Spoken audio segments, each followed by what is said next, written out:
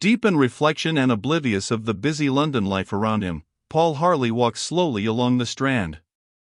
Outwardly he was still the keen-eyed investigator who could pry more deeply into a mystery than any other in England, but today his mood was introspective. He was in a brown study. The one figure which had power to recall him to the actual world suddenly intruded itself upon his field of vision. From dreams which he recognized in the moment of awakening to have been of Phil Abingdon, he was suddenly aroused to the fact that Phil Abingdon herself was present. Perhaps, half subconsciously, he had been looking for her. Veiled and dressed in black, he saw her slim figure moving through the throng. He conceived the idea that there was something furtive in her movements. She seemed to be hurrying along as if desirous of avoiding recognition. Every now and again she glanced back, evidently in search of a cab, and a dormant suspicion which had lain in Harley's mind now became animate. Phil Abingdon was coming from the direction of the Savoy Hotel. Was it possible that she had been to visit Ormuz Khan? Harley crossed the Strand and paused just in front of the hurrying, black-clad figure. "Miss Abingdon," he said, "a sort of instinct told me that I should meet you today." She stopped suddenly, and through the black veil which she wore he saw her eyes grow larger, or such was the effect as she opened them widely. Perhaps he misread their message. To him Phil Abingdon's expression was that of detected guilt. More than ever he was convinced of the truth of his suspicions. "Perhaps you were looking for a cab?" he suggested. Overcoming her surprise, or whatever emotion had claimed her at the moment of this unexpected meeting, Phil Abingdon took Harley's outstretched hand and held it for a moment before replying. "I had almost despaired of finding one," she said, "and I am late already."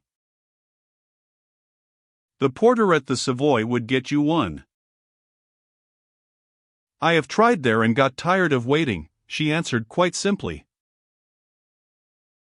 For a moment Harley's suspicions were almost dispelled, and, observing an empty cab approaching, he signaled to the man to pull up. "Where do you want to go to?" he inquired, opening the door. "I am due at Dr. McMurdoch's," she replied, stepping in. Paul Harley hesitated, glancing from the speaker to the driver. "I wonder if you have time to come with me," said Phil Abingdon.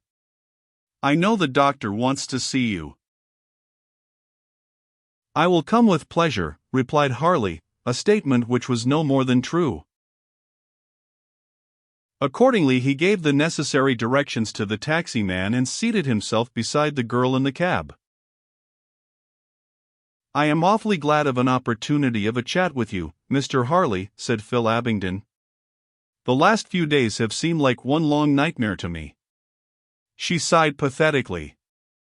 Surely Dr. McMurdoch is right, and all the horrible doubts which troubled us were idle ones, after all. She turned to Harley, looking almost eagerly into his face. "Poor Daddy hadn't an enemy in the world, I am sure," she said. "His extraordinary words to you no doubt have some simple explanation." "Oh, it would be such a relief to know that his end was a natural one. At least it would dull the misery of it all a little bit." The appeal in her eyes was of a kind which Harley found much difficulty in resisting. It would have been happiness to offer consolation to this sorrowing girl. But, although he could not honestly assure her that he had abandoned his theories, he realized that the horror of her suspicions was having a dreadful effect upon Phil Abingdon's mind. "You may quite possibly be right," he said, gently.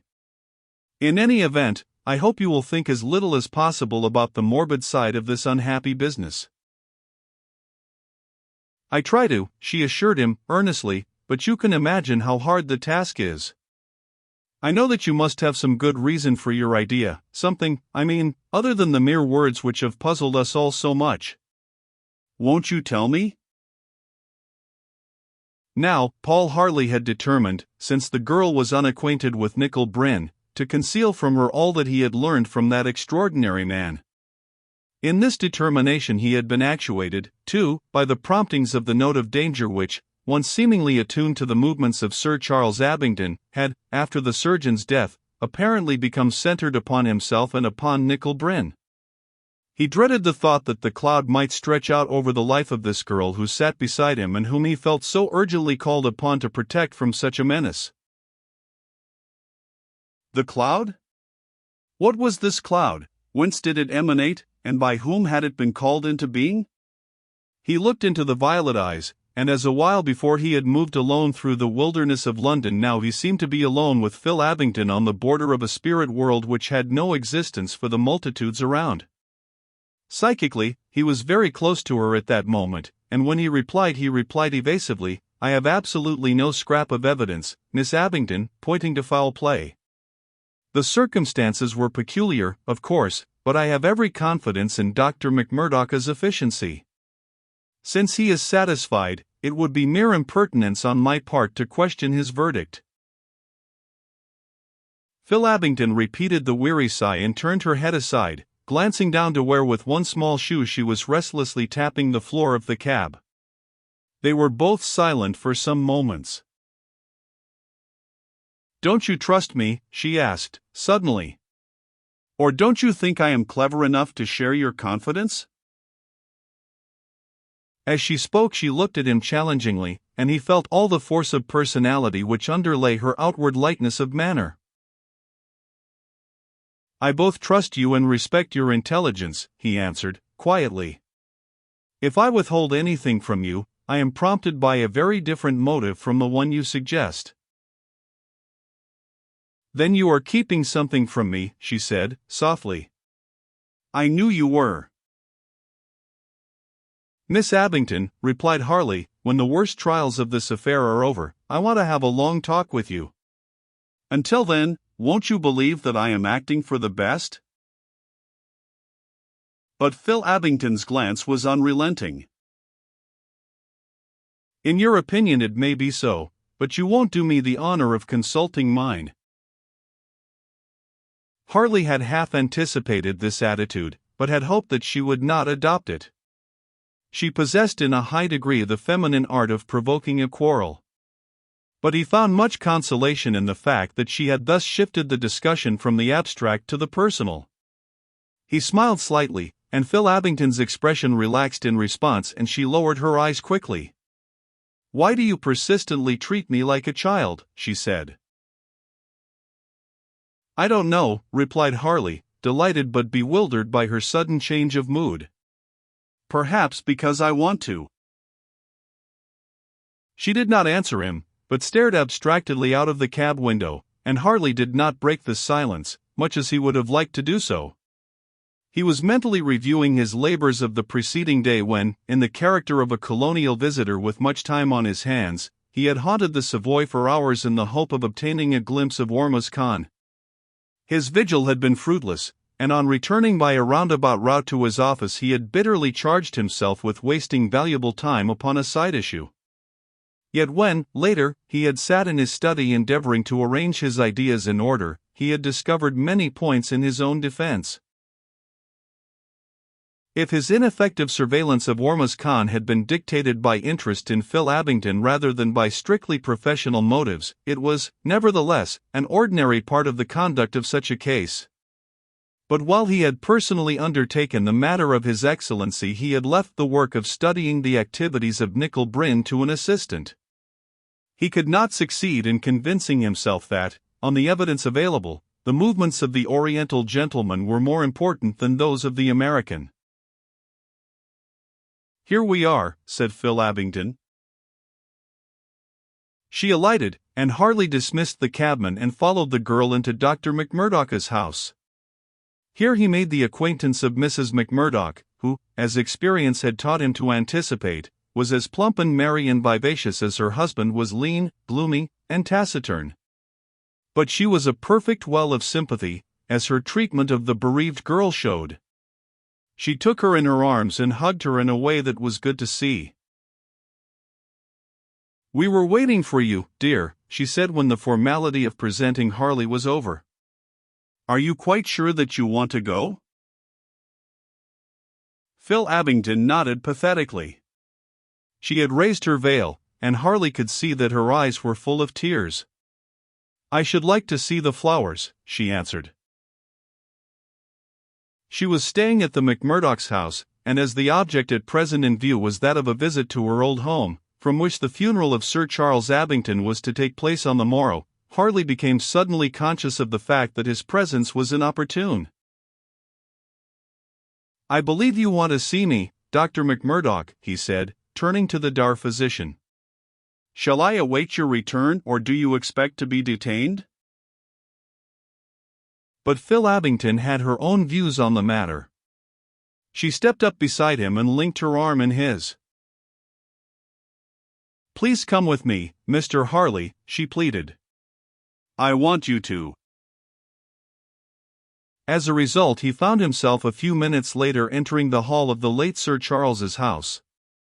The gloved hand resting on his arm trembled, but when he looked down solicitously into Phil Abington's face she smiled bravely, and momentarily her clasp tightened as if to reassure him. It seemed quite natural that she should derive comfort from the presence of this comparative stranger, and neither of the two, as they stood there looking at the tributes to the memory of the late Sir Charles, which overflowed from a neighboring room into the lobby and were even piled upon the library table, were conscious of any strangeness in the situation. The first thing that had struck Harley on entering the house had been an overpowering perfume of hyacinths. Now he saw whence it arose, for, conspicuous amid the wreaths and crosses, was an enormous device formed of hyacinths. Its proportions dwarfed those of all the others. Mrs. Howett, the housekeeper, a sad-eyed little figure, appeared now from behind the bank of flowers. Her grief could not rob her of that old-world manner which was hers, and she saluted the visitors with a bow which promised to develop into a curtsy. Noting the direction of Phil Abington's glance, which was set upon a card attached to the wreath of hyacinths, it was the first to arrive. "Miss Phil," she said. "Isn't it beautiful?" "It's wonderful," said the girl, moving forward and drawing Harley along with her. She glanced from the card up to his face, which was set in a rather grim expression. "Ormuz Khan has been so good," she said. "He sent his secretary to see if he could be of any assistance yesterday, but I certainly had not expected this." Her eyes filled with tears again, and, because he thought they were tears of gratitude, Harley clenched his hand tightly so that the muscles of his forearm became taut to Phil Abington's touch. She looked up at him, smiling pathetically. "Don't you think it was awfully kind of him?" she asked. "Very," replied Harley. A dry and sepulchral cough of approval came from Dr. McMurdoch, and Harley divined with joy that when the ordeal of the next day was over Phil Abington would have to face cross-examination by the conscientious Scotsman respecting this stranger whose attentions, if orientally extravagant, were instinct with such generous sympathy. For some reason the heavy perfume of the hyacinths affected him unpleasantly. All his old doubts and suspicions found a new life, so that his share in the conversation which presently arose became confined to a few laconic answers to direct questions. He was angry, and his anger was more than half directed against himself, because he knew that he had no shadow of right to question this girl about her friendships or even to advise her. He determined, however, even at the cost of incurring a rebuke, to urge Dr. McMurdoch to employ all the influence he possessed to terminate an acquaintanceship which could not be otherwise than undesirable, if it was not actually dangerous. When, presently, the party returned to the neighboring house of the physician, however, Harley's plans in this respect were destroyed by the action of Dr. McMurdoch, in whose composition tact was not a predominant factor. Almost before they were seated in the doctor's drawing-room he voiced his disapproval. "Phil," he said, ignoring a silent appeal from his wife, "this is, mayhap, no time to speak of the matter, but I'm not glad to see the hyacinths." Phil Abington's chin quivered rebelliously, and, to Harley's dismay, it was upon him that she fixed her gaze in replying. "Perhaps you also disapprove of His Excellency's kindness," she said, indignantly. Harley found himself temporarily at a loss for words. She was perfectly well aware that he disapproved, and now was taking a cruel pleasure in reminding him of the fact that he was not entitled to do so. Had he been capable of that calm analysis to which ordinarily he submitted all psychological problems, he must have found matter for rejoicing in this desire of the girl's to hurt him.